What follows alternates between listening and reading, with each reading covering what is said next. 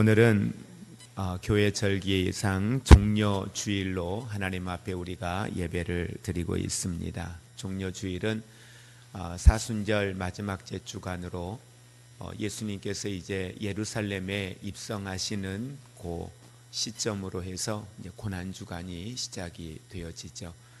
이 고난주간 안에 각 요일별로 예수님의 행적이 대단히 구체적으로 성경에 기록이 되어져 있습니다. 그래서 우리는 이 예수님의 행적을 묵상하면서 고난주간들을 우리는 보내고 있지요.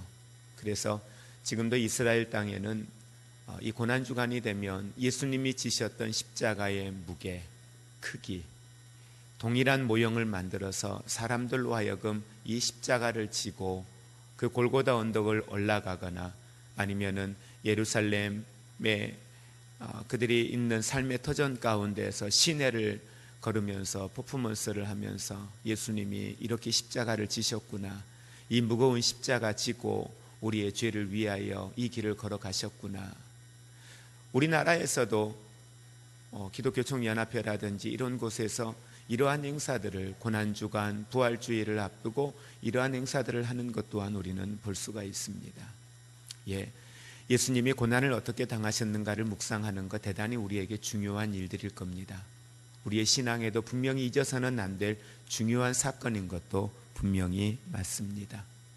그런데 오늘 주님께서 우리에게 원하시는 이 고난주간의 의미가 무엇일까? 이 고난주간을 통해서 우리가 가져야 될 중요한 신앙의 주제가 무엇일까? 우리는 작년 이맘때 고난주간 종려주일 하나님 앞에 예배를 드리면서 갈라디아서 6장 14절에 있는 말씀을 통해서 이제는 예수의 십자가를 우리 자랑합시다. 바울이 그렇게 고백했거든요. 예수의 십자가를 자랑하고 예수의 십자가 외에는 결코 내게 자랑할 것이 없다라고 고백했던 그 바울의 고백들. 그러면 오늘은 저와 여러분들이 이 본문에 있는 말씀들을 통해서 정말로 예수님께서 그 십자가의 사건을 통하여서 우리에게 마지막 성만찬을 행하시면서 너희들은 이를 기념하라 라고 말씀을 해서 우리는 성찬 예식을 행합니다. 그러면 결국 이 성찬 예식을 행한다라고 하는 것은 예수님의 그 십자가의 그 고난의 길, 그 십자가의 고난의 길을 가시면서 흘리셨던 피를, 또 예수님께서 그 고난 당하셨던 그 행적들을 기억하는 일들인데, 이걸 통해서 우리들이 정말 회복하기를 원하시는, 하나님이 기억하기를 원하시는 것이 무엇일까라고 하는 거죠.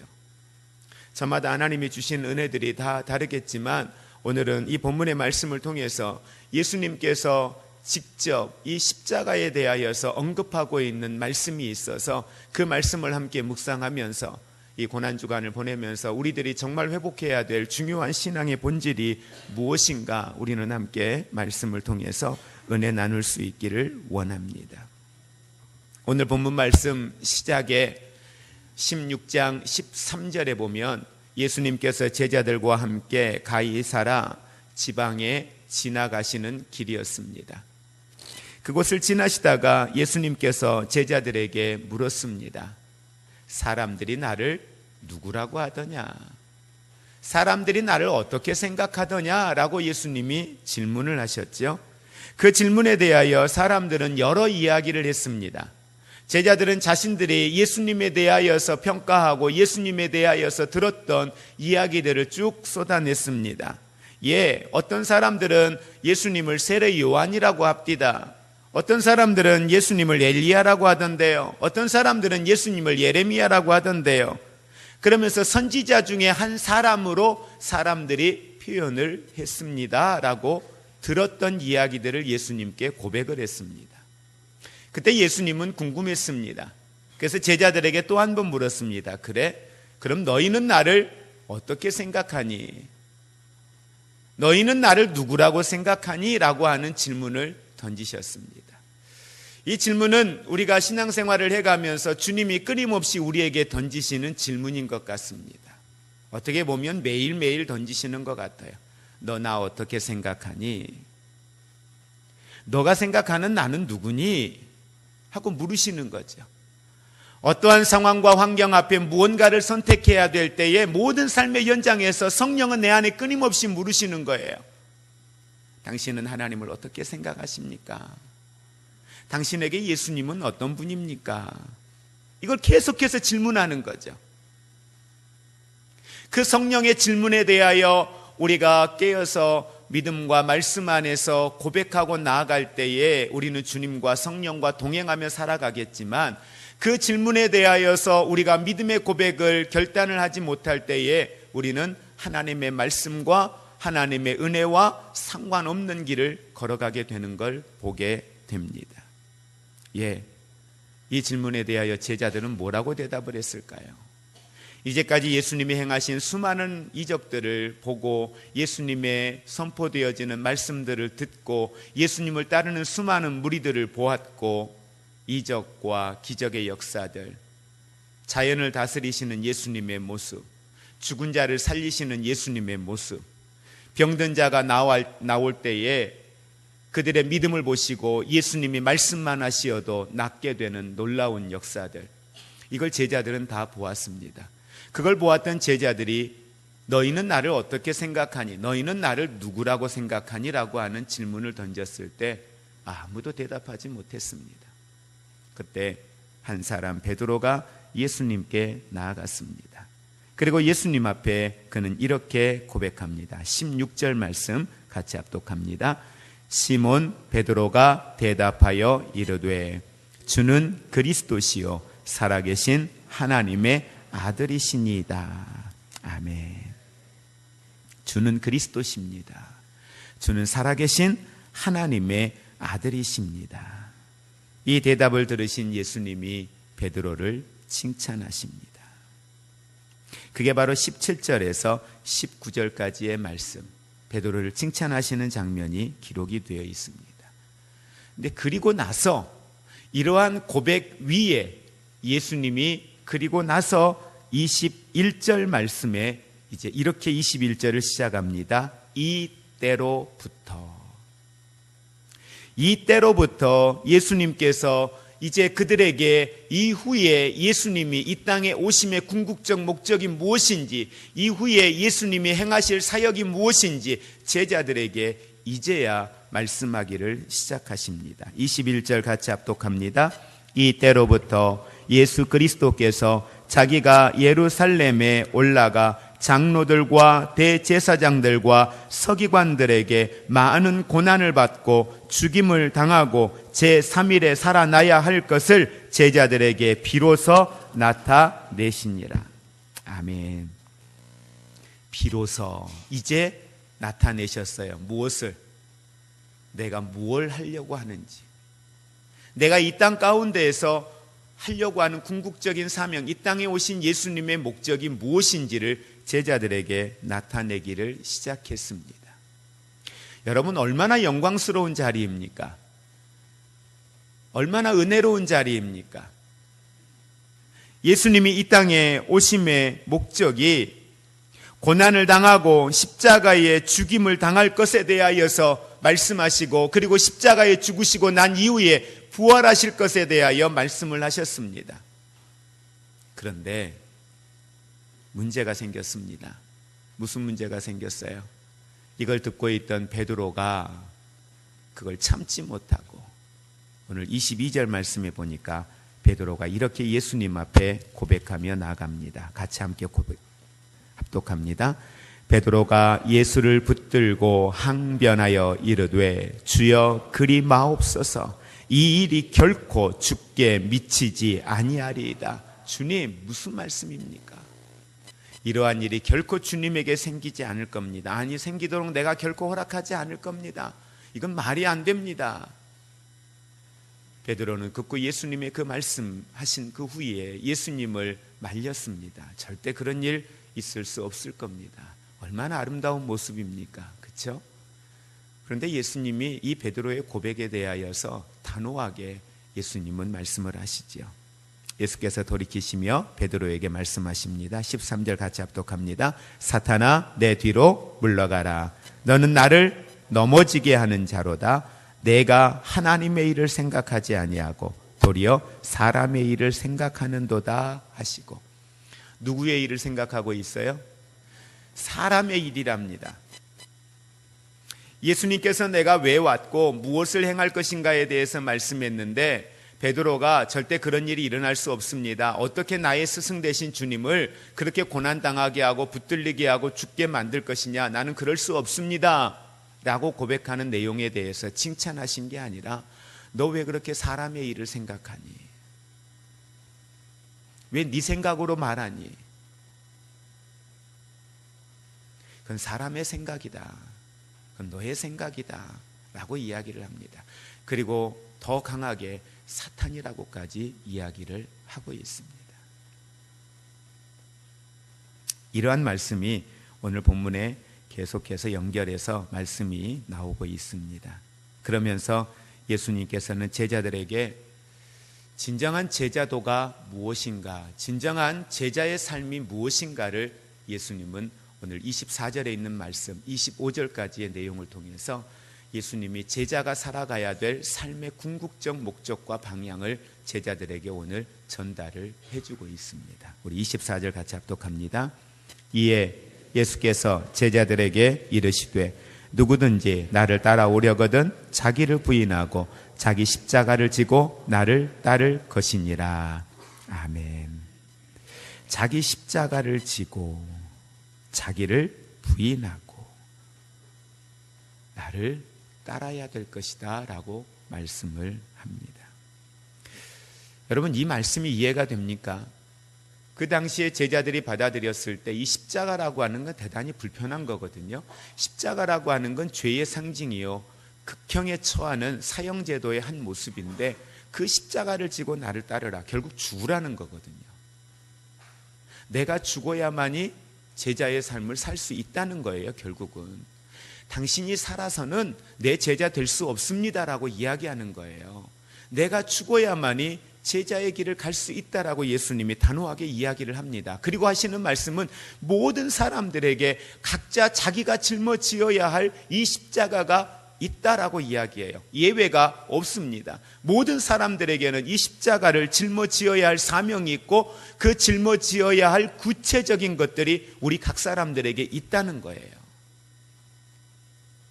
그래서 우리는 이 시간에 이 말씀을 다시 한번 정리하면서 도대체 이 십자가의 사랑 안에 담겨져 있는 게 무엇인가?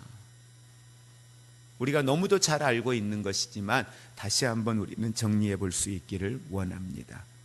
여러분, 십자가를 통해서 하나님의 계획하심과 하나님의 은혜와 하나님의 사랑이 분명히 있는데 그 십자가에 담겨져 있는 본질적인 의미가 뭡니까? 왜 십자가의 사건이 우리에게 필요했습니까? 왜 예수님이 십자가를 지셔야만 했어요? 하나님의 아들이신 그분이. 예. 우리는 그렇게 고백하고 우리의 죄의 문제를 해결하시기 위해서 십자가 지셨습니다. 그런데 왜 예수님이 지셔야 해요? 내 죄의 문제를 해결하시는데 왜 예수님이 그 십자가를 지셔야 되느냐는 거예요. 내 죄인데, 내가 감당해야 될 죄의 값인데, 내가 치루어야 할 죄의 값인데 왜 그 죄의 값을 죄 없으신 그 하나님이, 그 예수님이 이 땅에 오셔서 십자가를 지셔야만 했느냐는 거죠. 여러분, 십자가를 진다라고 하는 그 의미, 예수님이 죽으셨다라고 하는 의미는 단순히 이 땅에서 육체의 고난을 당하고 죽었다의 의미가 아닙니다. 어디에 머무르는 거예요? 죄의 값을 치른다라고 하는 의미는 십자가를 지시고 죽은 걸로 끝나는 게 아니라 십자가를 지시고 죽으시고 그 다음에 어디로 내려가요? 그 영혼이 스올의 음부의 권세의 자리에 내려가는 거예요. 육체로 죽는 것이 죄의 값이 아니라 죄의 값은 사망이라 그랬어요. 죄의 싹은 사망이라고 했는데 이 사망은 둘째 사망을 이야기하는데 그 사망은 음부의 권세에 내려가는 거거든요. 지옥이에요. 스올이라고 하는 그 지옥의 자리에 내려가는 거예요. 그 지옥에서 경험해야 될 고통과 아픔과 그 처참함들을 경험해야만이 그 죄의 값이 치루어지는 거예요. 그런데 그 죄의 값을 치를 수 있는 대상은 오직 흠없는 어린 양이어야만 합니다. 예수가 십자가를 지셔야만 한 이유는 흠없는 어린 양, 죄 없는 분, 죄 없는 육체로 인간의 몸으로 계셔야만 하는 분.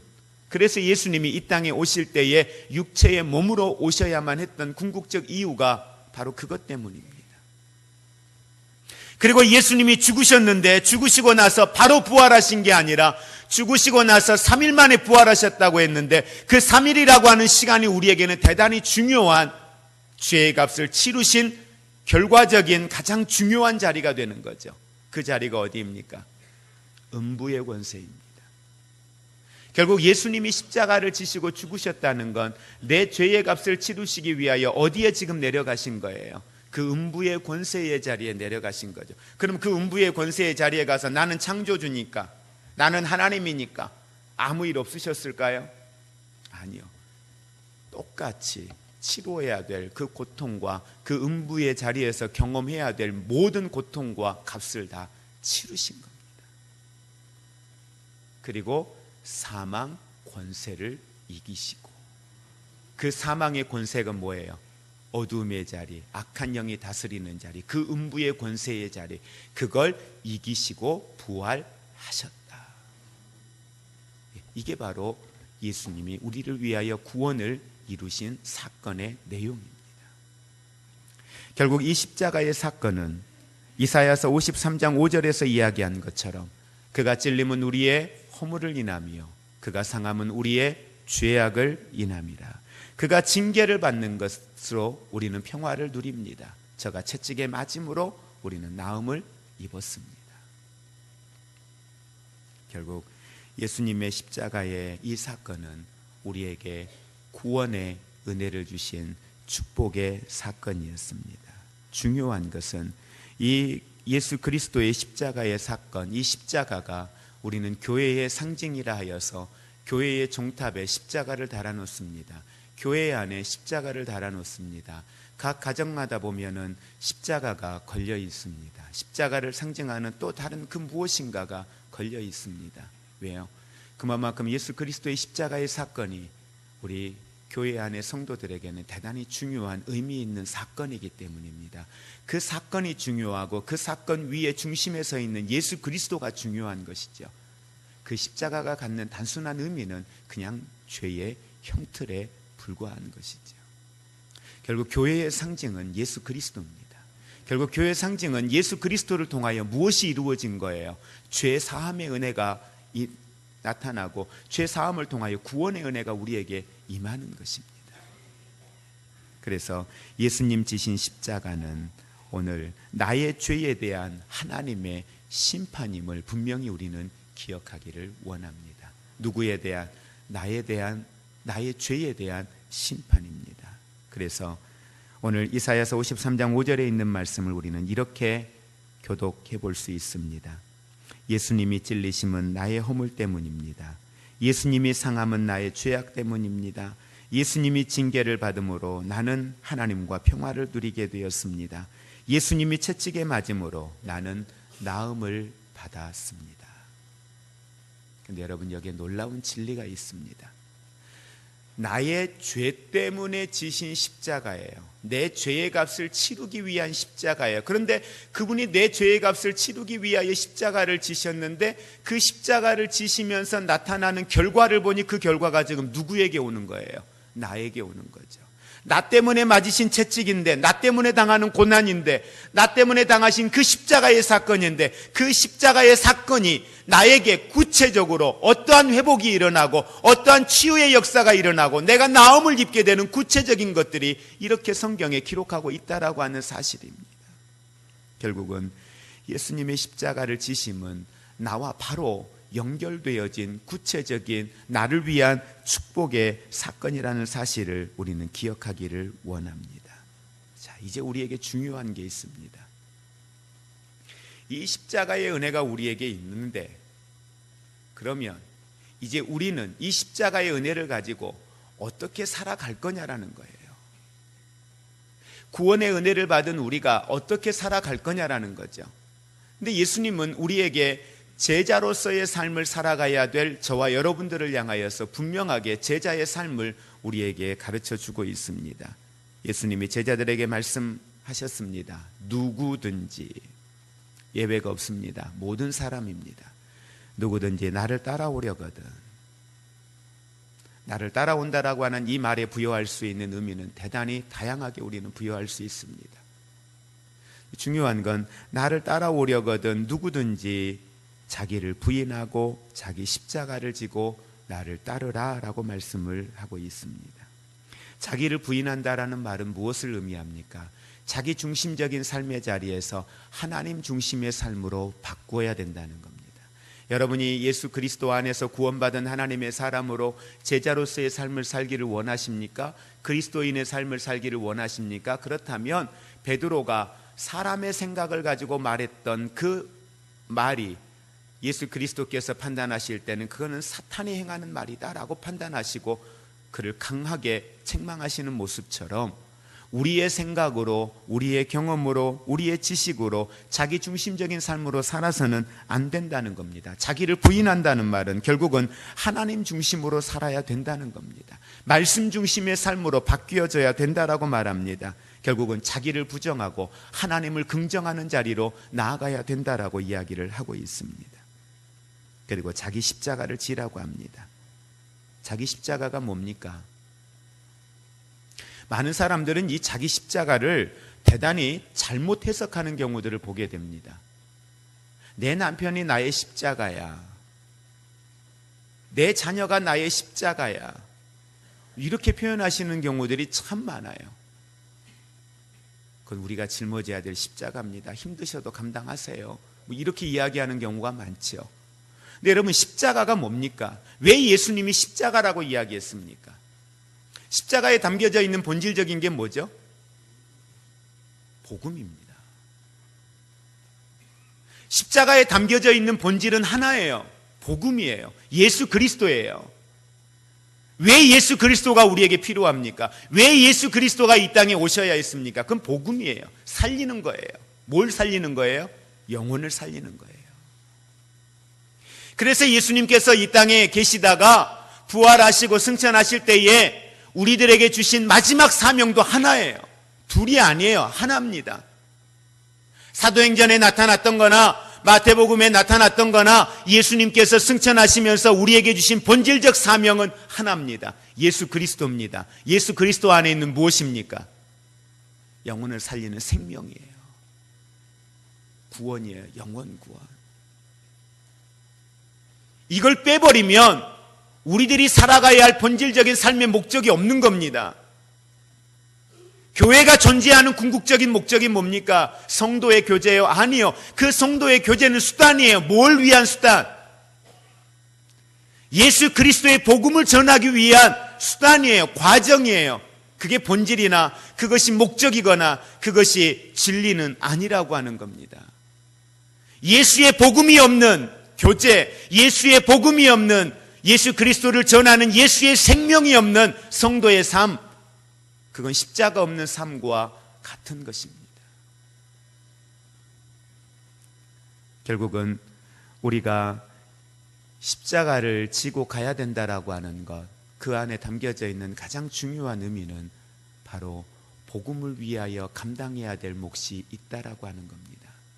내가 믿음을 지키기 위하여 당하여야 할 신앙의 인내, 내게 주신 사명을 감당하기 위하여 내가 치루어야 할 삶의 대가, 희생, 내가 내 가정에 예수의 복음을 전해야 하겠는데 그 예수의 복음을 전하기 위하여 인내해야 될 그 인내, 말하고 싶지만 뒤집어 엎고 싶지만 예수의 복음 때문에 참아야 하고 인내해야 되고, 내가 믿음을 지키기 위하여 세상 것과 싸워야 되는 하나님의 자녀된 권세를 가지고 살아야 하기 때문에 그 자녀의 권세를 가지고 살기 위하여 악한 것들이 내 안에 들어올 때에 그것들을 거절하고 물리치고, 영적인 싸움이 있을 때에 육체의 생각이 나를 지배하지 못하도록 하나님의 영의 생각이 나를 움직일 수 있도록, 그 안에 내가 머물 수 있도록 부단히 수고하고 애쓰는 그 모습, 여러분, 그게 우리가 짊어져야 할 복음을 위한 십자가라는 사실을 믿으시기를 바랍니다. 그래서 오늘 내가 지어야 할 이 십자가는 우리가 믿음을 지키기 위해, 사명을 감당하기 위해서 우리가 이겨내야 될 넘어가야 될, 치루어야 할 우리의 삶의 모습이라는 사실을 우리는 분명히 기억하기를 원합니다. 그래서 25절 말씀은 이렇게 우리에게 예수님 말씀합니다. 같이 합독합니다. 누구든지 제 목숨을 구원하고자 하면 잃을 것이요 누구든지 나를 위하여 제 목숨을 잃으면 찾으리라. 누구든지 제 목숨을 구원하고자 하면 잃을 것이요 누구든지 나를 위하여 제 목숨을 잃으면 찾으리라. 십자가를 지고 예수님을 따라간다라고 하는 것은 내가 철저하게 죽어져야 됨을 우리에게 이야기를 하고 있습니다. 그리고 우리에게 이 십자가를 지고 뭐 하라고 이야기합니까? 예수님을 따르라고 합니다. 근데 세상에 많은 사람들은 이 십자가와 무관한 인생을 살아가는 사람들이 정말 많습니다. 이 말은 복음과 상관없고 예수와 상관없는 삶을 살아가는 사람들이 많다는 거죠. 그리고 어떠한 분들은 이 십자가가 무엇인지 알아요. 근데 우리는 이야기하죠. 형편이요, 상황이요, 아직은요. 그래서 뒤로 밀어놓고 잠깐 타협하고, 오늘 주님은 우리에게 묻습니다. 내 십자가 어디에 있느냐? 예수 생명이 우리에게 있다면, 우리가 예수 그리스도 안에 구원의 은혜를 받았다면, 구원의 은혜를 받은 사람은 이 안에 뭐가 있어요? 예수의 생명이 있는 거죠. 예수의 생명이 있다는 건 내 안에 뭐가 있는 거예요? 하나님의 성령의 영이 있다는 거죠. 이제는 우리 안에 하나님의 성령의 영이 있는 사람, 성령이 나를 다스리는 사람, 이 은혜의 삶을 살아갈 수 있기를 주의 이름으로 축복을 드립니다.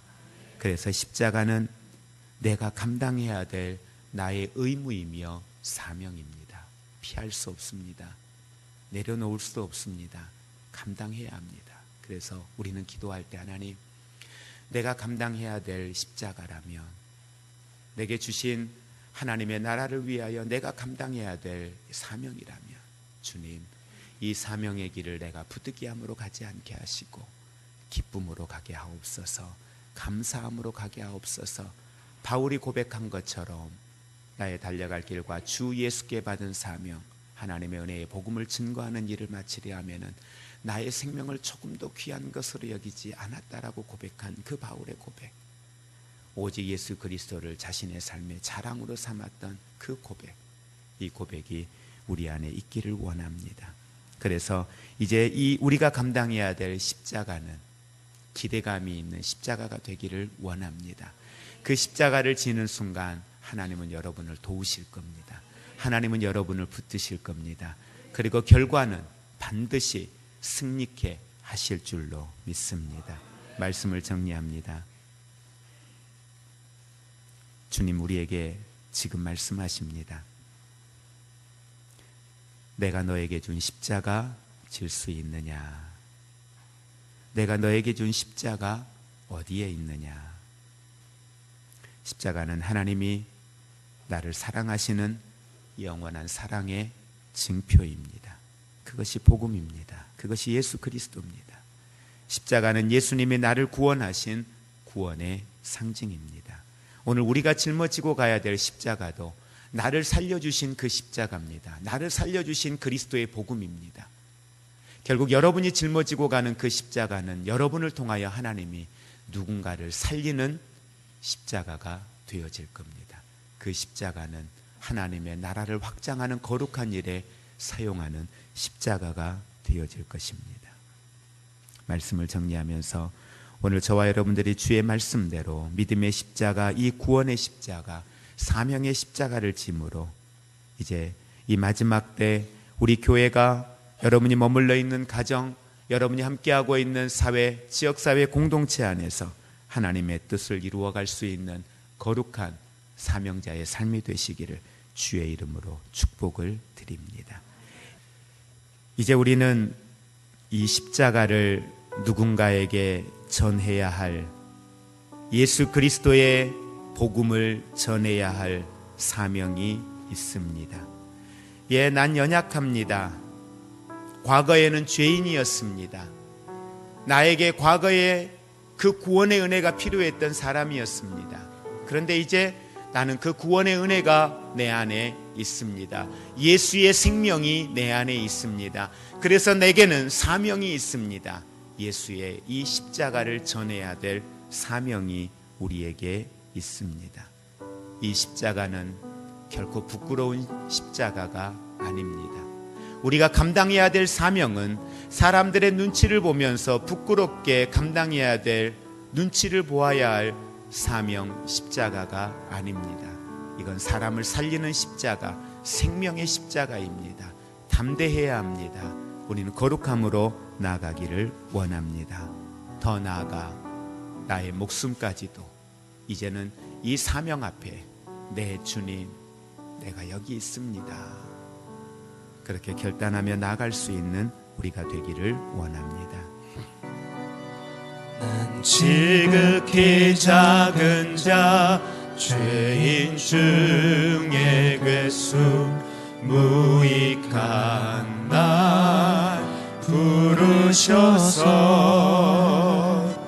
간절한 기대와 소망 부끄럽지 않게 십자가 전케 하셨. 난 지극히 작은 자, 난 지극히 작은 자, 죄인 중에 괴수, 무익한 나 부르셔서 간절한 기대와 소망 부끄럽지 않게 십자가 전케 하셨네. 어디든지 가리라 주 위에 서라면 나는 전하리 그 십자가. 내 몸에 밴 십자가 그 보혈의 향기 온 세상 채울 때까지. 아멘. 살아도 주를 위해, 죽어도 주를 위해, 살아 죽으나 난 주의 것. 십자가의 능력, 십자가의 소망, 내 안에 주만 사시는 것. 난 지극히 작은 자, 죄인 중에 괴수, 무익한 날 부르셔서 간절한 기대와 소망 부끄럽지 않게 십자가 전케 하셨네. 살아도 주를 위해, 죽어도 주를 위해,